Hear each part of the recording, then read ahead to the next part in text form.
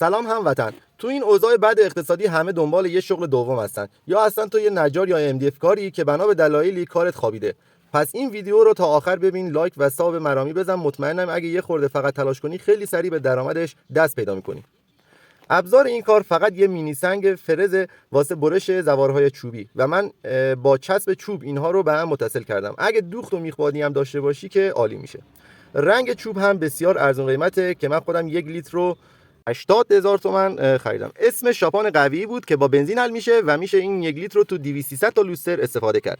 در کل این لوستر ساده که ساختم 2 ساعت بیشتر زمان نبرد و 100 تومان تقریبا مواد اولیه شد و قیمت فروشش هم تغییر کردم، دور و بر 700 تومان بود. حالا بقیه لوسترها که تو گوگل دیدم بنا به مصرف موادشون قیمتشون بالا پایین داره و اگه تعداد بالا بتونی بسازی سود خوبی به جیب میزنی.